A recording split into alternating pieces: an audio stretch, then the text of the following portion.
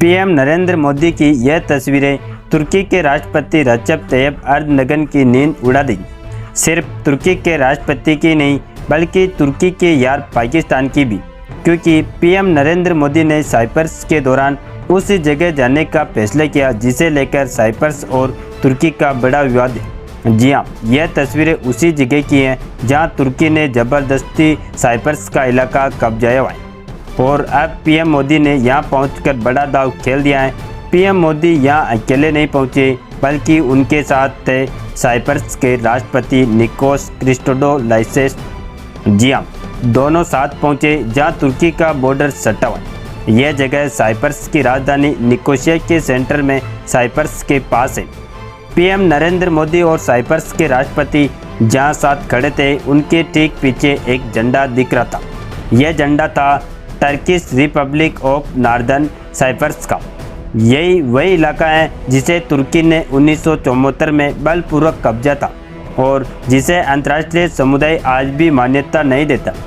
PM Modi यहां पहुंचकर साफ तौर पर यह बता रहे हैं, तुर्की अगर पाकिस्तान के साथ खड़ा है, इस्लाम के नाम पर वो भारत पर हमले के लिए पाकिस्तान को हथियार देगा तो फिर तुर्की पर भी बरसने वाली मिसाइलें भारतीय हो सकती हैं। और साइप्रस के साथ मजबूती से खड़ा रहने का वादा भारत ने जिस अंदाज में किया है उससे साफ है कि सिर्फ तुर्की नहीं बल्कि पाकिस्तान भी यह समझ ले कि भारत अब किसी भी ब्लैकमेल को बर्दाश्त नहीं करेगा।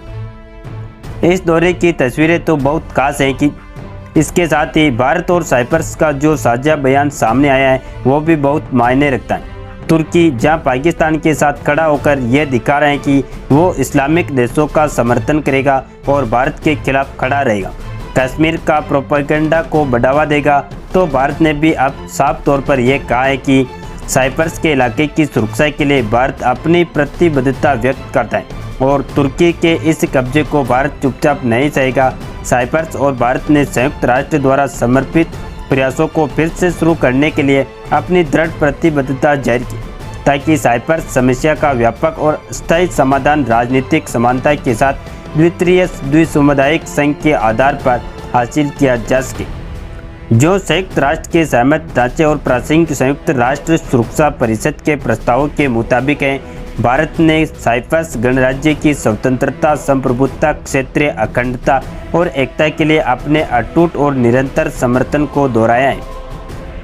इस संबंध में दोनों पक्षों ने सार्थक वार्ता की बहाली के लिए एक अच्छा वातावरण बनाने के लिए एक तरफा कार्रवाई से बचने की आवश्यकता पर जोर दिया है, यानी कि सीधी चेतावनी तुर्की को है कि वह एक तरफा अग्रेसन दिखाने से बचे, वरना इसका अंजाम अच्छे नहीं होंगे, क्योंकि तुर्की को सबक पाकिस्तान से लेना चाहिए। भारत ने जब पाकिस्तान पर कार्रवाई शुरू की तो पाकिस्तान 8 घंटे भी भारत के आगे टिक नहीं पाया।